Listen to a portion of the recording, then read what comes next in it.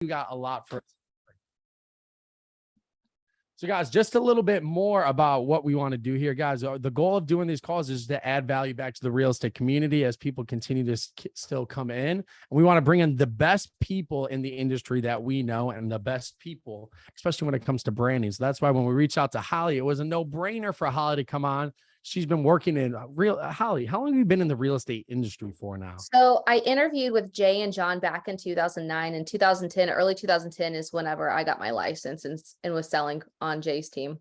Yeah. And you've been in real estate ever since, and you've really specialized in the branding. And what we're going to be talking about today is 11 ways to establish authority. So before we get into that, how did you get into this space? It's so funny because it actually just kind of came out of like happenstance, if you will. Yeah. So I literally just started, I'm just super resourceful and I just start doing my own thing. And then I started getting all these DMs from all my friends. They're like, who's doing your stuff for you? Or how are you doing this? And I'm like, I'm doing it myself. And I started to kind of do like DIY tutorials. And I noticed though, like all of our associates and colleagues, like they don't have time to DIY. Yeah. So it kind of just went from me just doing it for myself and my business to now helping other people do the exact same thing in theirs. Yeah. And, so like, where did you get, because you always kind of had that eye for the branding, because it went back a little bit further than that, didn't it? Yeah, I would have to say it probably, this is going to date me, but it has to go back to my MySpace days. Yeah. Whenever like I was always on point, like my profile was super cool and flashy and fun and annoying. And I think it's always been such a fun creative outlet to really express yourself through visuals, especially in the online space. And, transitioning that into real estate, you were part of some really big teams and like help grow a lot of these big teams. How much of the branding did you see play a big part in that? Oh, every time. I mean, I honestly, like, I feel like everywhere I go, whether it's in an Uber or it's a restaurant or it's literally just chatting with people, I feel like everyone has their real estate license. So it's important as real estate agents for us to really build that authority and show our expertise and showcase how we're different than the next person who probably doesn't have all the education and all of the requirements that we've really worked hard to get. And as far as, especially coming into this new market where, I would say this in the last, 5, 6, 7 years, you just had to have a license to sell some real estate. Now it's getting a little bit more competitive. So how much of the branding do you start seeing playing into being able to differentiate yourself before you even walk in the door? I think COVID was a classic example of how important branding is because, so many states, you guys had the stay-at-home order where you couldn't even go show a home. So you have to go and be creative and do video tours and do things like that. So your brand is more than just a logo and a color scheme. Your brand is the way you talk, the way you walk, the way you dress, everything. So once you guys start putting yourself out there through these video tours, whether you knew it or not, you were establishing a brand. If you were rolling up there in, athletic fun wear, that's your brand. If you're rolling up there in a suit and tie, that's your brand. You might not realize it, but everything you do is going to be associated with your name. And really, I think COVID was a pivoting point for that and just kind of really showed people how congested the online space is. Yeah. And really, too, I think right now, loyalty, and I don't want to say this in a bad way, but loyalty just isn't there as much as it was. You have people going viral one day and then the next day their audience is gone because we are so distracted with, in the world full of distractions. So personal branding is more important now than ever. And I think one of the things to a branding that we have to understand is that it's a multiplier. It doesn't replace sales. It doesn't replace in person, but it multiplies the different efforts that we do. So now that we gave people a little bit of time to hop on here, I want to start getting into 11 ways to establish authority. So Hollie, I'm going to turn the mic over to you to get us started. Awesome. Well, I'm going to share my screen if that's cool with you guys. And I got a little presentation because I'm a visual person and I'm sure you guys learn visually as well. And guys, just so you know, Hollie, would you be able to share the slides after the presentation or something that you have? Perfect. Yep, 100%. Nick, it looks like I don't have the availability to share screen. My man Chad is going to make sure that you get that availability there, Mr. Fedora. I promise I'm not going to abuse this power. Oh, I was hoping that you did. Some Spider-Man stuff. With great power comes great responsibility. Okay, so view. I don't know why, but every time I'm always like, how do I make it, how do I start Uh, this? right. I always get nervous. I'm like, all right, wait, where is it again? How does it go? So creating an online presence, and you guys, this is going to be 11 ways to establish authority. So just a super quick intro about myself for those who aren't aware of who I am. I help unknown entrepreneurs overcome the lack of authority that they have in their marketplace by expanding their digital footprint. So this is done through the various methods such as podcasting, getting featured in media, social media strategies, so on and so forth. I'm very fortunate to say that I was one of the 50 2022 Success Magazine's Women of Influence. Thank you. I'm an internationally charted podcast host. I have over 100 million views on Jiffy, which literally we'll talk about that in a way here in a minute. And also I've helped over 1,000 businesses when it comes to branding and personal branding. So let's talk about how it started. I know I kind of talked about you guys, how I got into the space of branding, but I want to take it back a little bit more because a lot of people see me on stage or you guys here listening to me talk now, you guys are sitting there thinking, oh yeah, of course it's easy for you to brand yourself. You've done, you're a branding expert. But it's so funny because I actually grew up quite the opposite. This is me in first grade. And I grew up in a very small town called Rush Springs, Oklahoma. I'm sure no one's heard of it on this call because it's population 1,300. Not only did I grow up in a small town in Oklahoma, but I grew up in low income housing in the small town. So like we were not only the poor people, but we were like the poorest of the poor people, right? And in first grade, I legitimately only had one pair of jeans. And it was these black pair of jeans you see in this picture. And in, just like you in school, you have these little crushes. I had this crush on this little boy. And I was thinking in my head, like, if I can just get his attention, he's going to pay attention to me. He's going to ask me to marry him. We're going to run off of the sunset. Like, I'm already naming our kids, probably not really, but I'm just being a little dramatic. But anyways, I had this whole scenario in my head of how I'm going to get this guy's attention. So I play tag with him. I do just like I played out in my head. I tag him on purpose. And when he turns around, he doesn't, get on one knee and, ask me to marry him. He instead says, he looks me up and down. I was like, why do you wear the same pair of jeans every day?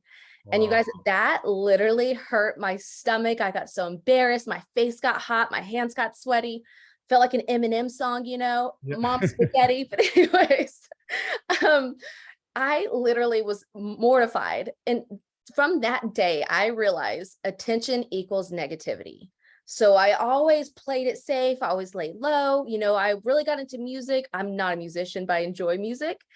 Just growing up the way we did, literally the only thing we had to do for fun was listening to music and create cassette tapes. So that's kind of how it started from how I grew up. Fast forward to 2017. Actually, let me take you guys back a little bit more. I was on Jay and John's team in Lawton, and I loved being on this team because I got to hide behind Jay's face. I got to hide behind his logo. Just so people know that don't know who she's talking about. She's talking about Jay Kinder. He's like a bigger team lead, like a bigger guy with somebody with a big brand and team. Yes. Yeah, he had a huge brand in Lawton, Oklahoma. Yeah. And I loved it because my face wasn't on the billboards. My face wasn't on the for sale signs. I still got to play it safe. I did not get that attention. They, of course, encourage us to still build our own brand and attract people, our sphere, because obviously if we close deals, they win. So it's funny because they bought some flip cameras. This is before iPhones had good cameras. I'm dating myself again a little bit, but anyways, I was like, you know what, I'm going to do a video tour of this new construction. Mind you, this is 2011, 2012. So I'm sure it was like Blair Witch Project. There was no tripod involved. It was like shaky crazy. But I took it, I uploaded it to YouTube back then. Of course, YouTube wasn't the monster that it is today. And I, uploaded it. I'm thinking if I get 50 views, maybe I can get one of those people to buy, or that house from me or whatever. Right. So literally a week later, I checked the stats and I about fell out of my chair when I saw that there was over 30,000 views on this video. And knowing what I know now, I would have went and looked at the analytics, capitalized like where they fell off, what got them, all this other stuff. Yeah. Instead, that small town girl in that picture right there came back and to who I was. I not only deleted the video, but I deleted my entire YouTube channel because I got freaked out about who was watching the content. I know, it's so funny, so funny. But I'm just giving you guys a glimpse inside of how my mindset is. And if you guys are having trouble putting yourself out there, trust me, I've been there, I've done that. I still struggle sometimes hitting send or submit on things, but that's kind of like my struggle up into 2017. I wanted to get into e-commerce. So I started an online boutique for concert goers. And I did what any smart business owner would do. And I hired a coach to help me collapse time and see around corners. And he had asked me a very profound question. That question was, what are you doing different than Amazon, or what are you doing different than Target? Both of those are major retailers that someone can go to and get a Guns N' Roses t-shirt for $12. Right. Why are they going to go to your online only boutique and pay $36 for a shirt that they don't even know if it's good or not? And I'm really kind of like stuck with me, because I'm like, that's very true. Of course, I've always had that marketing mindset and that background. So I knew that there was a sense of community that needed to be built. So what I did is I'm always going to these shows and concerts, and I was somehow get to meet and greets and things like that. So I'm like, why don't I just take that, hit record, and turn it to a podcast? So really that started me putting myself out there and having the feedback from when I started to do that. People were like, oh my gosh, that's super cool that you're doing this. Or that, my customers, they started submitting questions in for these interviews. They started recommending who I should interview next. So it started to build that community. And I started to realize that not always attention equals negativity. So that kind of changed my mindset. So enough about me. Let's keep going into this. About 5 or 6 years ago, you guys, I was non-existent online. I even checked on Facebook. There's a little checkbox if you go in the settings to hide your profile in a Google search. I literally hid my profile in a Google search because I was still weirded out about people finding me. Yeah. It was crazy. So 5 or 6 years ago, I was non-existent. Fast forward to today, if you type my name in, you will see a recurring theme, and you'll see that there's, you always see podcasting, you see branding, you'll see things that are like intentional, right? And I know what you guys are thinking, like, cool story, bro, but like, how can I do this? Like, that's a cool story, but don't worry, I got you.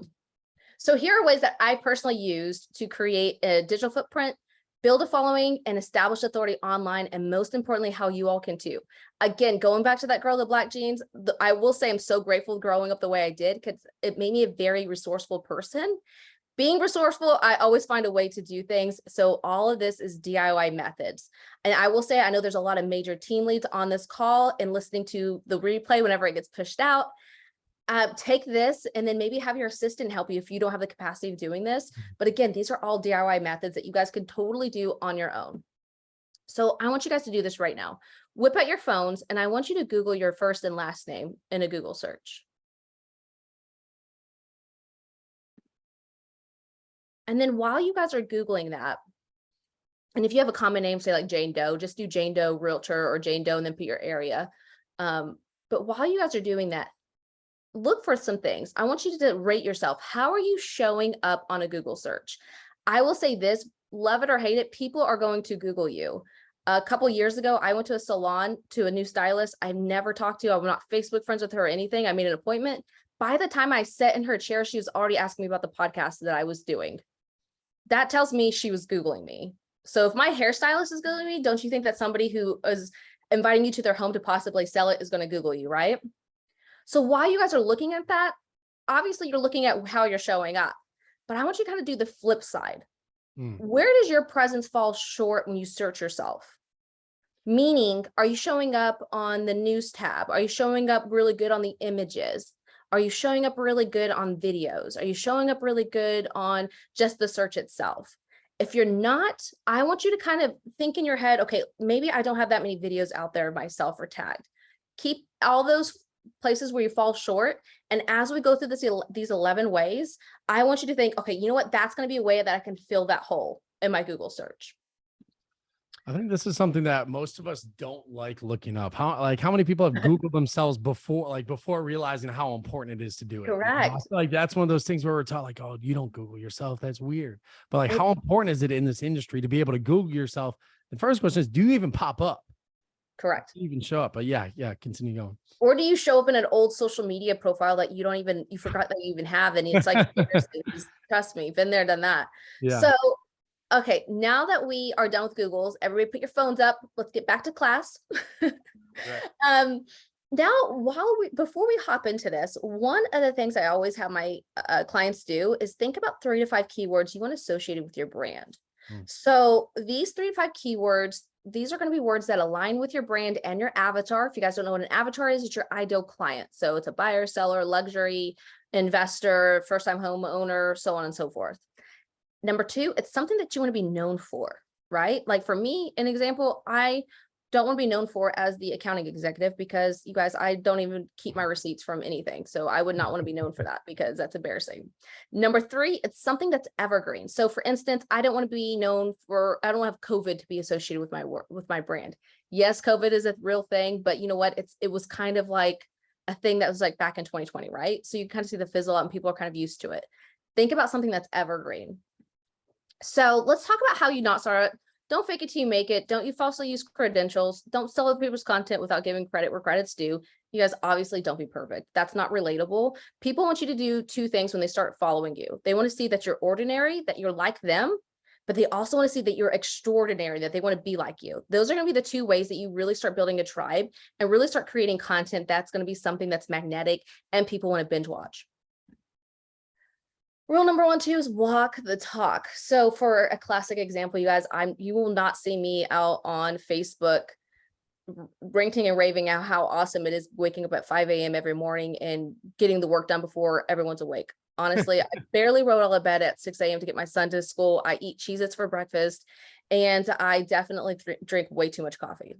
I'm not the one that's going to be giving anyone advice when it comes to health and fitness, right? So Right. walk the talk. I know that there's people that we see out there that we admire, that we want to be like them and aspire to be like them, but that doesn't mean that that's us. So let's get to the nitty gritty. With all that being said, here are 11 ways to create an online presence and really build authority in your marketplace.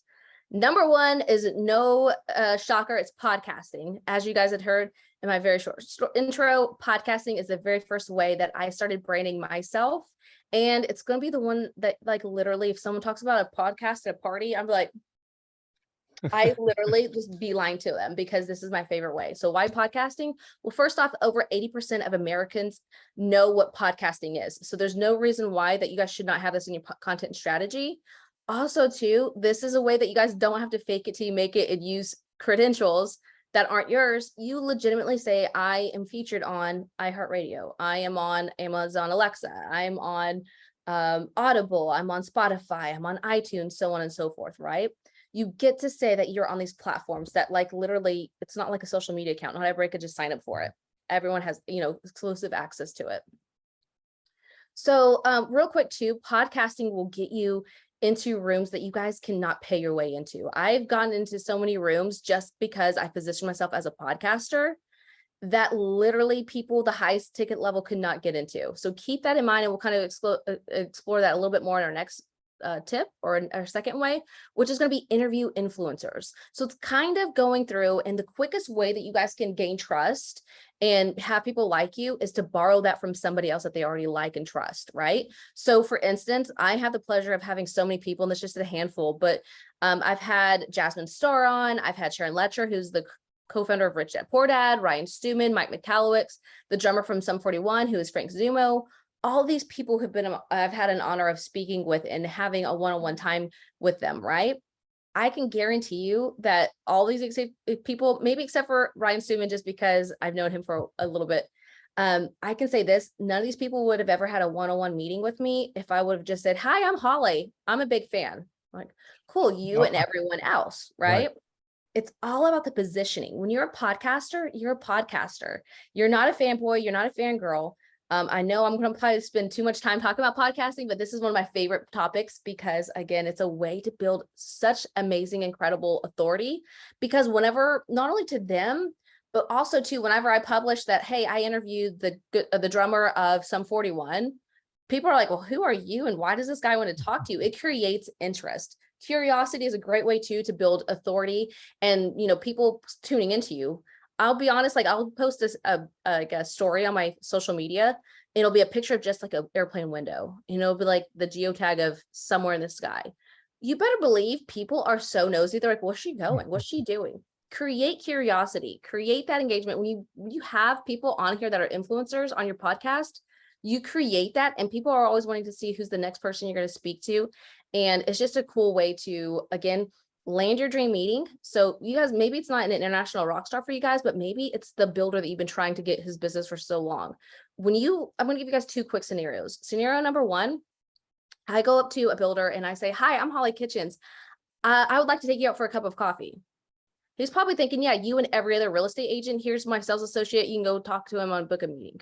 However, if I come to him again, another approach, or not again, but a different approach, and I say, hi, I'm Hollie Kitchens. I am an internationally chartered podcaster. I actually have a podcast showcasing Oklahoma City community. I've noticed that every one of your homes has a tornado shelter and is a green star rating of XYZ.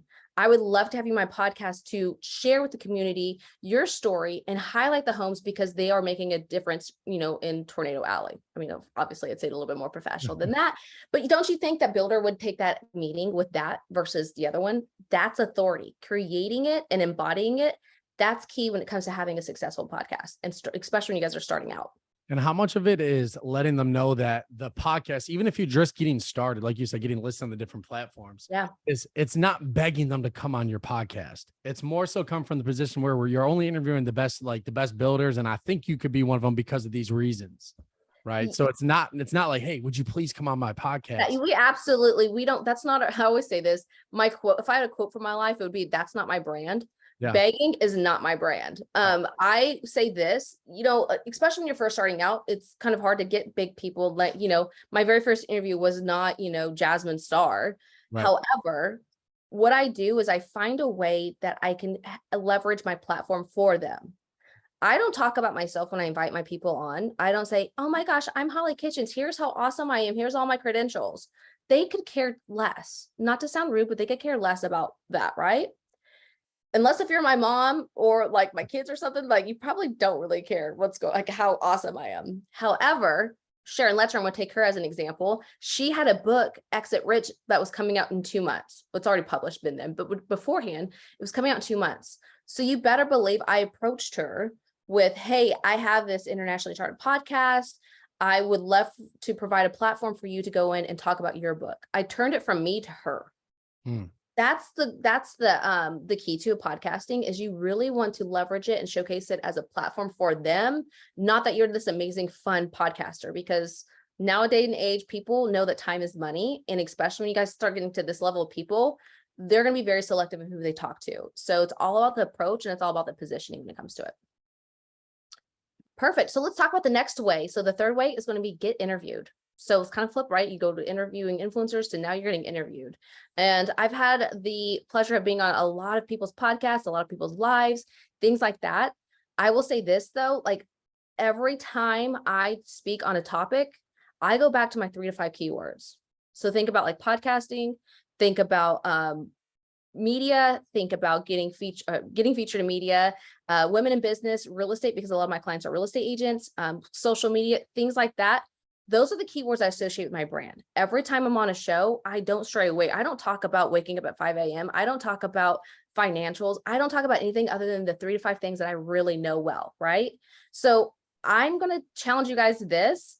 If I was to, every time I say podcast on this video and we had to take a shot, we would not make it to the end. We wouldn't even make it halfway through because there's an intention, right? Because I am going out and building that around it. I was at a music festival and I'm walking down the bathroom stairs and I hear this guy say, oh, there's the podcast girl. I turned around, it was the drummer for a Puddle of Mud. Like, that's all about positioning, right? Because the very first time I ran into him at the festival, that was what I said. I was like, oh, I'm waiting to interview this one guy for my podcast. And that was it. I didn't sit there and say, oh my gosh, I'm a big fan. I remember back in blah, blah, blah. Like I just casually position myself as a podcaster. And however you guys want to build authority, that's the way you guys need to position yourself as well. Next is going to be getting featured in media. So getting featured in media, you guys, is such an excellent way to build authority because again, when people Google your name, you're going to be popping up as a featured person that maybe somebody interviewed or they've done an article over you. And the reason why, again, look, you guys, there's a podcast right there. So we got to take a shot, right? So lots of words being used around those keywords, right? So it's leveraging in media coverage, right? So when it comes to getting featured in media, I'm going to tell you guys a little PR secret that PR agents won't like me sharing it, but here I am. So here's a DIY method that you guys can get featured in media. You go to Haro, so it's Help a Reporter Out. I think it's helpareporterout.com, but if you just Google Haro, Haro, it is literally a marketplace that's free where you, or at least I do the free option. I'm not sure if there's a paid option, but where you can sign up and you get an email twice a day from journalists looking to feature experts just like yourselves. These two features right here, these were because of Haro. And you go in and pitch yourself into those. Again, another one, there's a women in business, and then there's EXP Realty, right? So it's me being a real estate agent and talking about from the real estate side. Again, super intentional. And again, these are all from Haro. So you guys subscribe to that. I subscribe to the general inquiries and then the business. Sometimes they overlap, but sometimes they go spill between. There are other categories like fitness and things like that, which obviously that's not my brand. So I'm not going to be subscribing to that. I will say a tip when it comes to Haro, you guys have to be on it so fast. If you want to get featured, you have to reply back. Usually these, if not all the time, these journalists, they have a deadline and they're submitting it last minute because they're like, oh crap, I don't have enough content. Let me submit it to Haro. So you have to be on it every time as soon as that email comes through. And it's so long. It's a really long email. It's a bunch of different links. Some days you won't see anything that's real estate related, but a lot of times you will see, you know, talking about market shift changing. It's trending right now. So they need a quote real quick, or they need an article real quick. You just click it, you reply back. It's really easy. It's a really easy process. If anybody has any questions, definitely slide in my DMs. I'll help you with that. But that's going to be a fantastic way to get featured and really build that authority. Next is going to be kind of the flip side of that, which is going to be write for media outlets. So we're talking about getting featured in the media, but now let's talk about actually contributing to media. So I'm a writer for Entrepreneur, and again, you guys see podcast right there, take a shot. Like it's literally, we're not going to make it. But anyways. I see it a couple times. Yeah, we will not make it. But it's all about the positioning, and you can be a writer for entrepreneur.com. It is an application process. They obviously just don't allow anyone in. Whenever I had signed up, it was about a year ago, and they had a free option for contributors. Now they think they might have that capacity max, so maybe now it's the paid version. So this one is going to be one that you guys might have to pay. But again, they won't take your money unless if you're actually qualified. So it's not like you just pay and they're like, okay, yeah, you're in. No, it's actually an application process you have to go through. I'll be honest, the first time I did my application process, they said denied. They said that's cute, but come back again and later on, like 30 days, or no, they said 90 days. So you better believe I booked it my calendar, and then I reviewed how did I position myself and how can I position myself better. And the way that I positioned myself better on the application process is I went from me to your viewers, your readers, your audience. So I said, here's how I would love to contribute to your audience. And I started listing out the different ways that helping businesses grow. I took the focus away from me being an awesome person, because again, no one didn't, my mom's not on the panel, so no one cared. Going back and positioning yourself and understanding it's not about ourselves. I know you guys are familiar with Story Brand. I'm sure if not, definitely look into it, but we're not the hero, we're the guide. So have that mindset when you guys are pitching yourself. So entrepreneurs are a great way to do that. If you want to do the leadership, if you do the application process now, I believe it's $1,000 a year, but you have unlimited articles. And I'm telling you guys, to say that you're a writer for Entrepreneur is an incredible way to build authority and really have people look at you, because it is a huge, well-known and established outlet for media. Next is co-host a show. So shout out to Nick. We did this way back when we had the Hollie and Krim show. So this is a co-host opportunity, and it wasn't a podcast. We just had fun. We went live every week and we just talked about real estate, branding, and content, like things that we like talking about and geeking out about. So you guys can do this. I would suggest, find somebody fun. Either you have somebody that you're business partners with, or maybe there's a title rep, an insurance person, let's see, title rep, insurance, somebody that's around the same sphere that's still in real estate. I think that'd be an incredible opportunity too. And also you guys get to cross-pollinate audiences. So like I was being shown to Nick's audiences, Nick was being shown to my audience. So we were really maximizing the reach for, each other. But then also too, we'd have guests on, like you see Lindsay here. Lindsay was a guest on that week.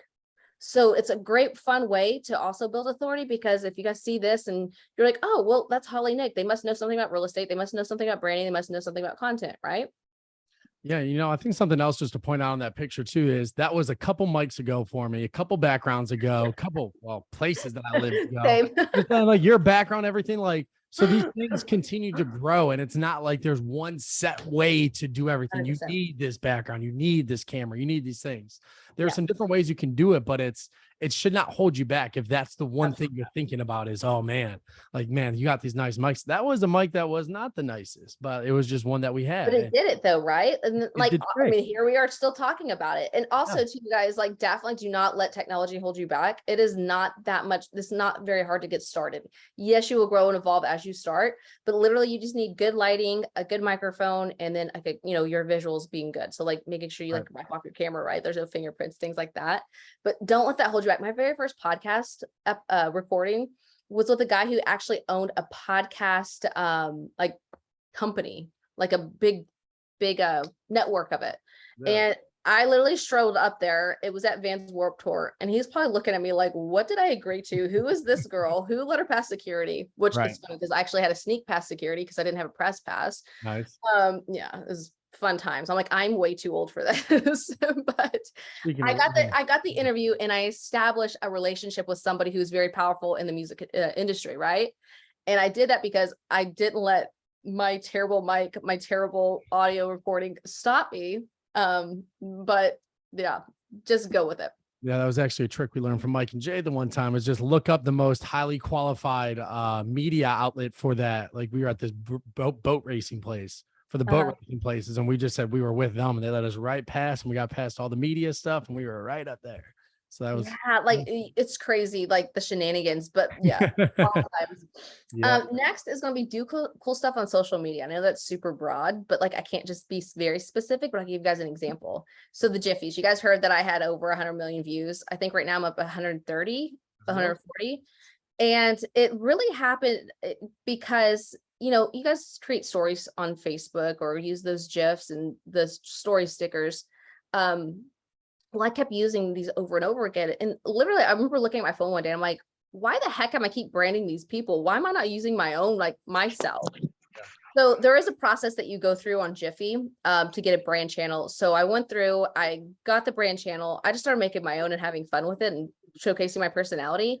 And it's funny because like I started getting these messages from people, and they're like, oh my gosh, my friend had you on her story, or my sister sent me a text message. She's like, you're famous, you're on a TikTok. And I'm like, they don't know who I am, but my sister saw me completely different from that moment of time, right?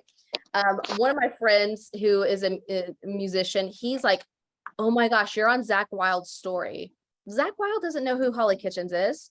But you know what? Now my friend looks at me differently because they're like, oh my gosh, you're like awesome and you're whatever. I'm like, I'm really not. I just created a story sticker that resonated with the brand and I tagged it correctly, right?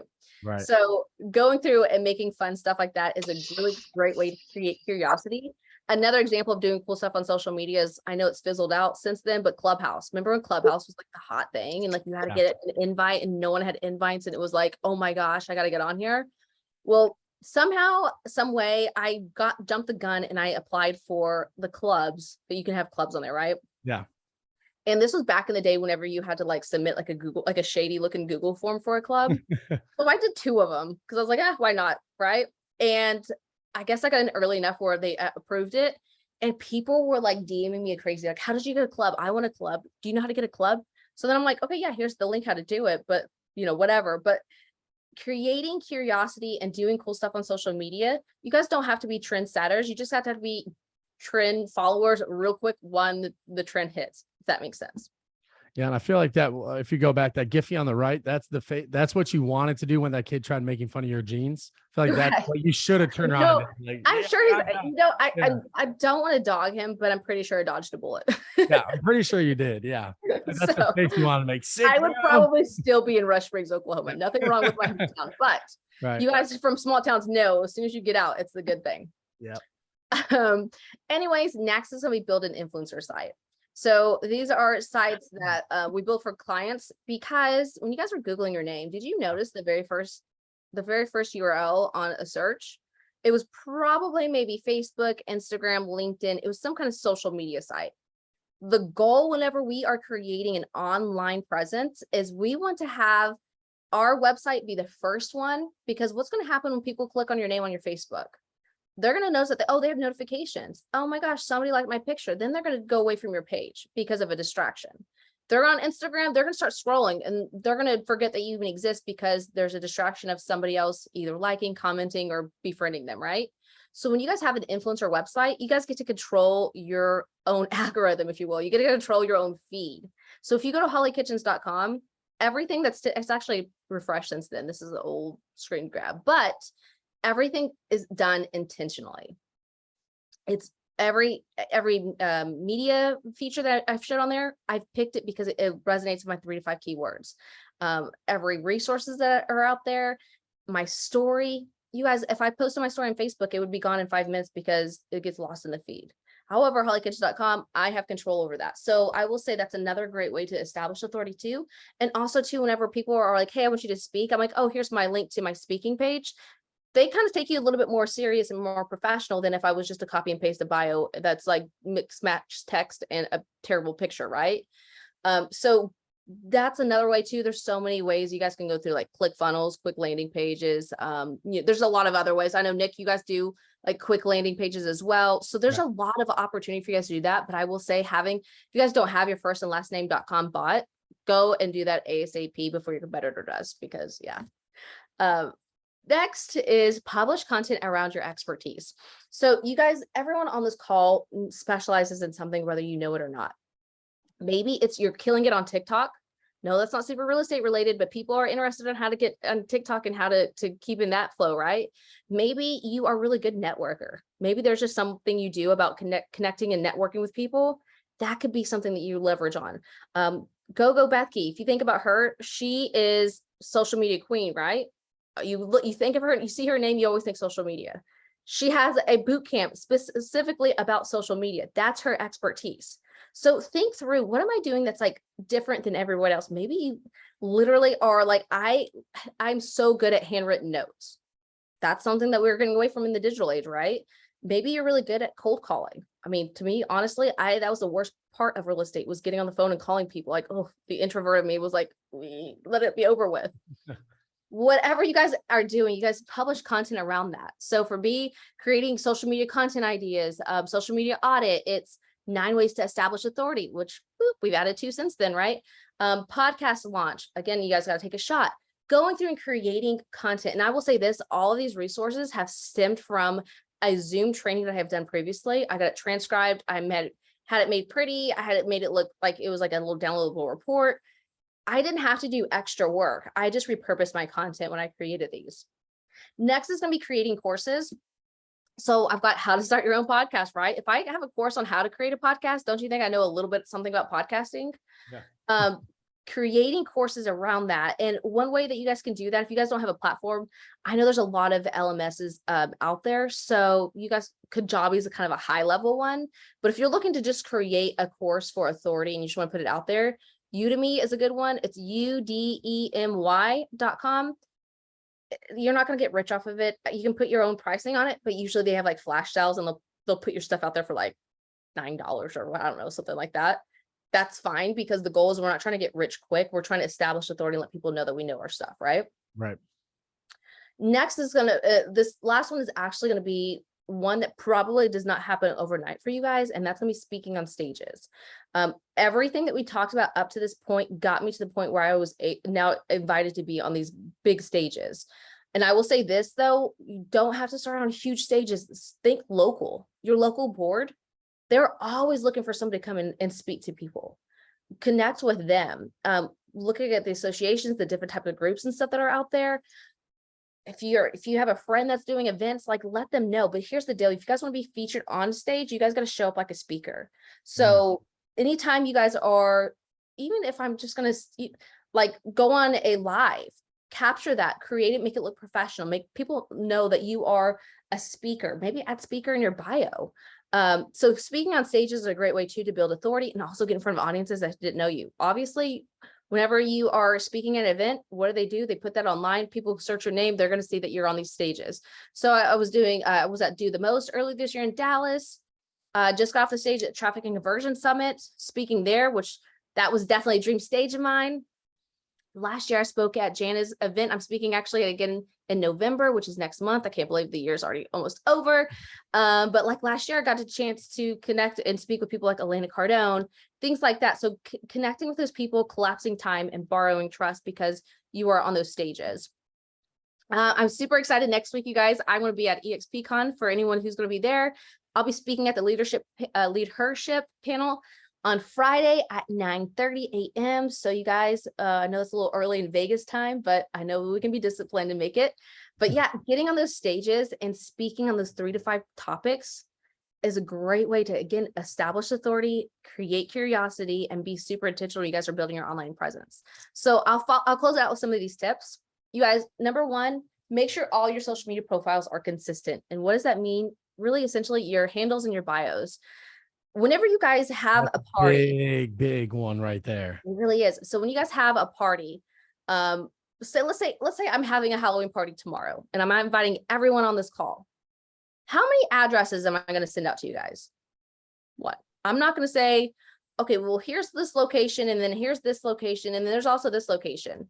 So when you guys start building this authority, you guys are going to be starting be guests on podcasts, or be a podcaster, getting featured in media, speaking on stages. There's going to be a point in time whenever you tell people, here's how you connect with me. And it looks really not professional when it's like at holly.kitchens on Instagram. But then if you go on Facebook, it's Hollie Kitchens 2013. I think on LinkedIn, it's like Hot Mama 2020. I don't know. I'm making something that's like kind of embarrassing for somebody.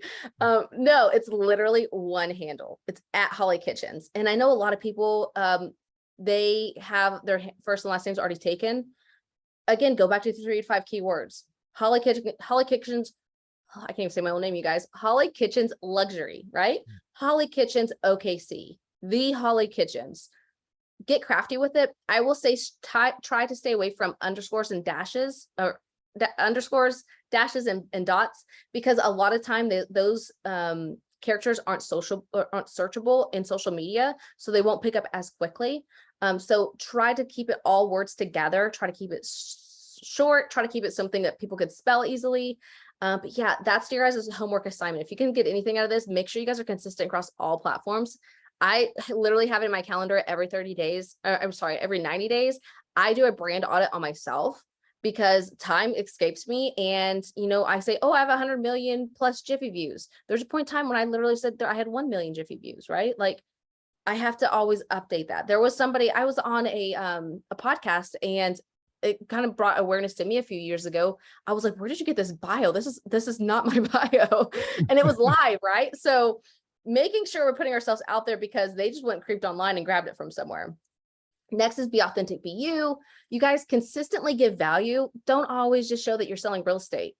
Show how people can win their dream home. Show people like moving tricks, organizational hacks, things like that, that people will find value in. And again, when you guys are doing this, it always comes back to who's your avatar and crafting that content to attract them around there and build that influence. Next is going to get clear why people are binge watching your content. And then you guys 10x that. Like, what are you doing? What stories get the most views? What content gets the most engagement? Take that and amplify it so many times, because again, people are going to start taking more notice of you, and people are going to want to see you, just like a crazy Netflix documentary that just came out that you cannot wait to finish, right? Or you can't, you keep going through and you get sad at the end. That's the goal. We want to be binge worthy. Next is get on as many shows, live podcasts, and stages. I know this is Clubhouse rooms because I know some people in real estate still use that, as you possibly can. You never know who you guys are going to connect with when you guys are on these, stages and calls and things like that. Again, going back to the 3 to 5 words, utilizing that to talk about what you specialize in. So let's talk real quick. I'm going to tell you about how it started. You guys know the story about that little girl in the black jeans who her and her sisters and brother were just jamming to music. Well, I remember early one year, and for those who grew up without money, you guys can relate. We had Christmas, but when we got our presents, it was like tax return time, because that's whenever my mom would have money. It was so sad, I know. But anyways, me and my sister, we saved our money up together from like Christmas and Easter and stuff. And it's a little bit after tax time. And we went to a place called Hastings, which is like a record store, things like that. So we went there, and we only had like $2 or $3. It's so funny looking back. And we were digging through a bin that was the demo bin. We couldn't even afford like a full blown album, and it was cassettes. So again, I'm dating my age there, but we pick up these different albums or these different cassettes. And she picks up this one cassette called Third Eye Blind. We did not know who they were, because this was before Third Eye Blind got big. And I'm like, you know what, let's do it. Like that, those look fun. Like I can, those look cool. We literally played that cassette tape until the ribbon broke that summer. Like it was almost embarrassing, but that's how it was.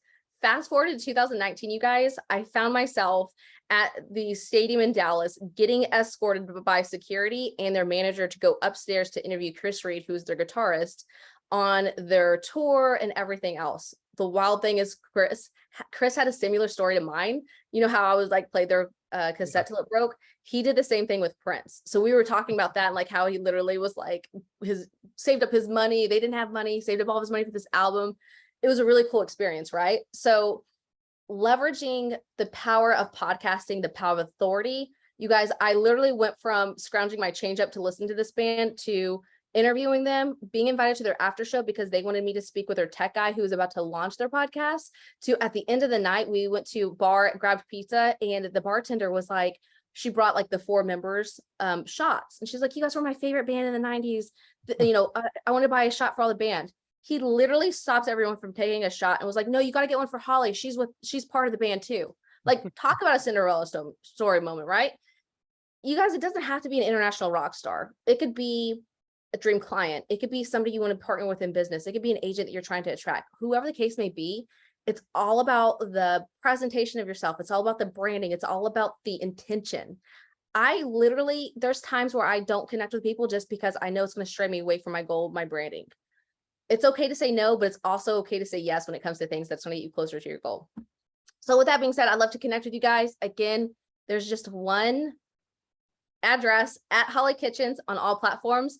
I did a little scan thing too. So there's at the bottom, there's links to there. And there's also like some free resources too, like podcasting checklist. So you guys take a shot. That's all I have for you guys. Nick, do we want to do any Q&A or anything else we want to chat about? Oh, I think Nick looks like he is frozen. Unless if he's really good at just standing still for long periods of time and not blinking. Okay, let me stop this share. I'm going to check the chat and see if you guys have any questions until he hops back on. Okay, I don't see anything here. And I think we lost Nick. I'd like to hear if you guys have big takeaways or anything that you kind of noticed from there that you guys can start implementing, or something that you realize that you're already doing really well. I'd love to just open that up for anybody who wants to chime in.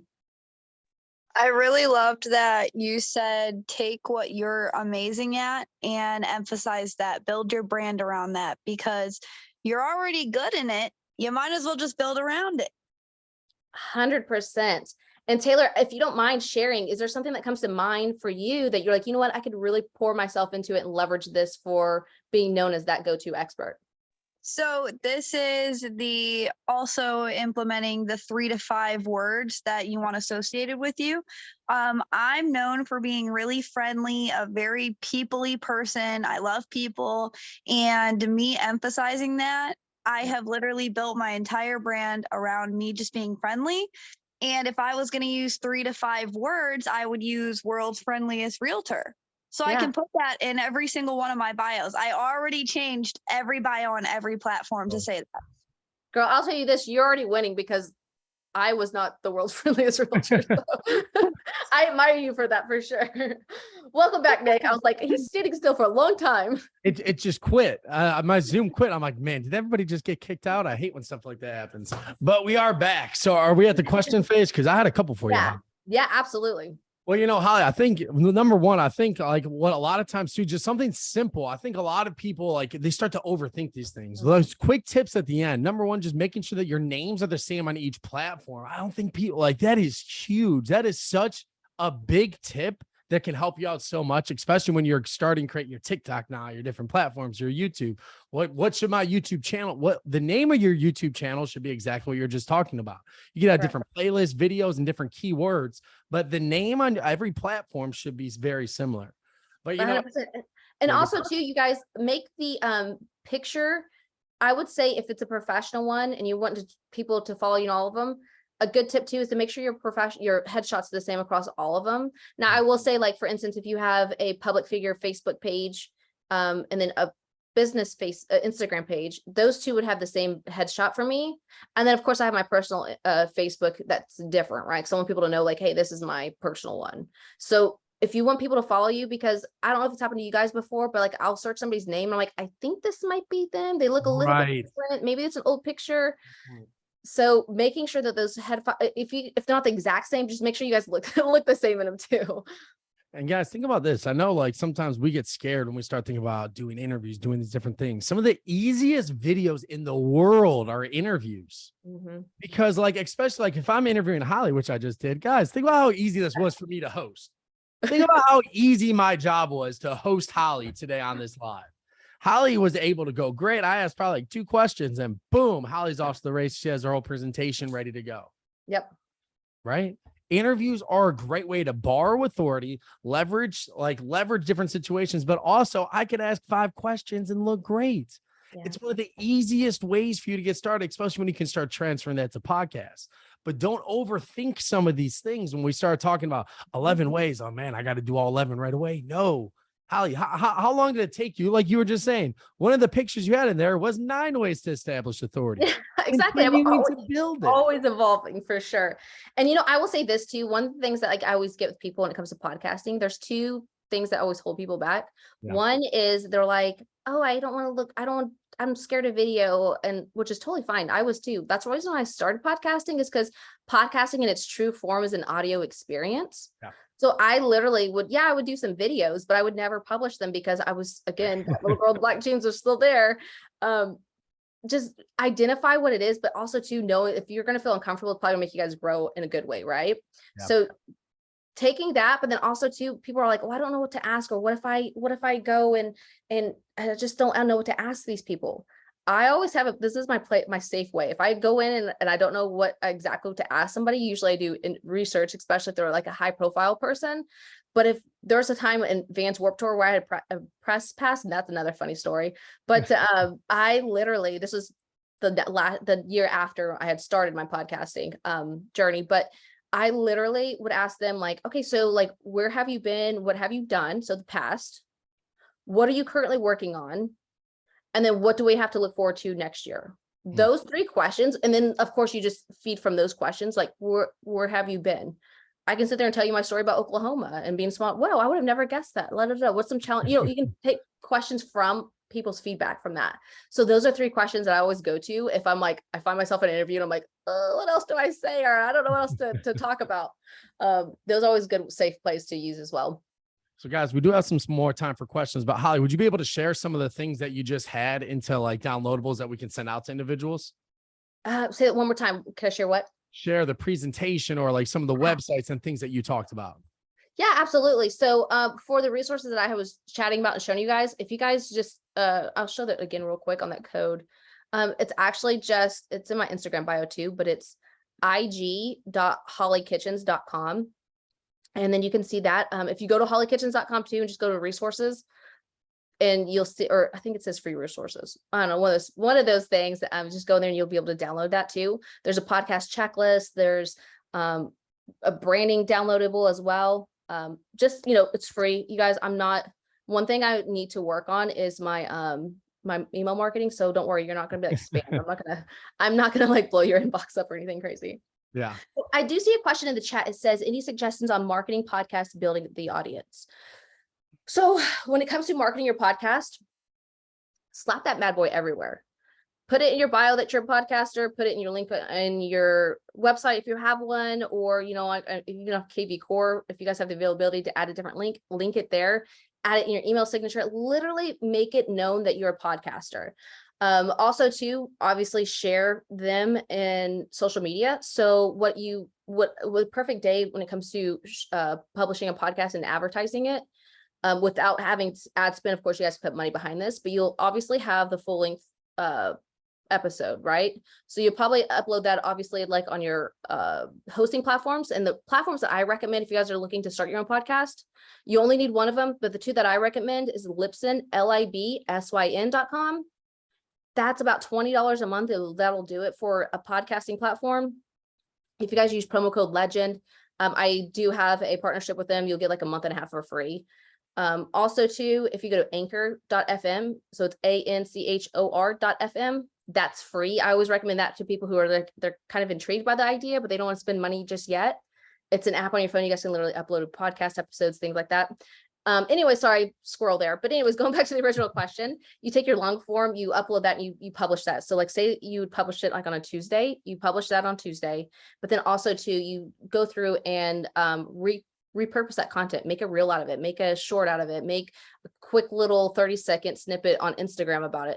I wouldn't publish those all in one day. You guys scatter that out like it's seeds everywhere. So like maybe a Tuesday you'd post it, maybe a Thursday you'd post it.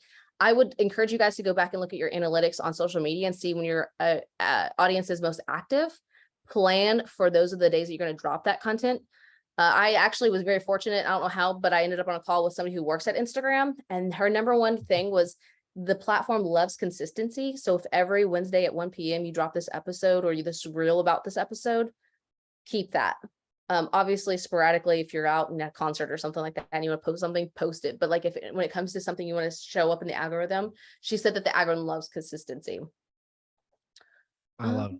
I'm also gonna add in here real quick the request for adding in the platform. So that's the paid posting and then Anchor.fm. And the great thing about the podcasting, I always get questions too. It's like, well, how do I do a video podcast? Well, you do a video podcast, so you upload it on YouTube is probably the platform you want to keep it on. Also, I would upload it organically on Facebook too. Facebook hates it whenever you try to take them away from their platform, just like any other social media. LinkedIn's the same way. So you'd upload those video formats there, those long form content on those platforms. But when it comes to podcasting, like I said, podcasting in its true form is an audio experience. So on Libsyn or Anchor FM, either one of those, you only need one, because if not, you're gonna have duplicate podcasts. You go and create that one channel, if you will. You go in and upload your audio only. You type in the title, you type in the description, and literally hit submit, and those platforms will distribute it out to like Spotify, iTunes, things like that. I will say, if you're super committed and ready to get podcasting for real, I would encourage you guys to go to Libsyn, because Libsyn will also get you more platforms such as iHeartRadio and Audible. That's not necessarily available on Anchor FM. I love it. I think we had one more question here before we can wrap it up. I think it was the podcast. Like, do you recommend a daily, weekly, or like what's the rhythm that you want to get into with it? So when people are first starting out, I always say commit to at least once a week, just once a week, no more. It sounds like a great idea and it sounds super exciting. Like, you know what, I'm going to do a podcast every morning while I'm brushing my teeth. Right. That sounds great in the moment until you wake up and you're late for work or you're out showing or traveling or something like that. I've known people who were like that. They're super gung-ho and they're like, I'm going to do it. They didn't make it past episode 5 because it was too much. Once a week is a great way to be consistent, but it's also something to be manageable. I would also say when it comes to podcasting, you guys create bulk content. I would say maybe for me, it's Sundays that I create my content and things like that, but like create a day that or maybe once a month that you maybe just record 4 episodes solo, or you and a co-host record 4 episodes, have that pipeline of content, because the last thing you want to do is like be stressed and be thinking, oh, this is a lot of work. Keep it fun. So many people focus on how to start a podcast and not why we're starting a podcast. So keep that in your mind too. Why am I even starting this in the first place? If it's to leverage authority, that's great, but dig a little bit deeper. Why am I doing it? Am I doing it for entertainment purposes? Am I doing it for education purposes? Who's my ideal listener? And then craft your show around your ideal listener. Don't just think, oh, I'm going to be a podcaster and I'm just going to do this. Because when you do it without purpose, your passion fizzles out very quickly. Absolutely. And guys, make sure you go follow Hollie Kitchens too. And you're going to follow her at Hollie Kitchens. one address. Hollie, I want to thank you so much for coming on here, guys. And if you guys weren't able to copy all the links and get her website and everything that you need to download the presentation, be on the lookout for an email from the person who invited you. We're going to make sure that you guys get all the links and all the information that she just talked about. Guys, let's give a big thank you to Hollie Kitchens, and let's really thank her. Follow her on their different social media platforms. And guys, that was 11 ways to establish authority. Hollie Kitchens, thank you so much.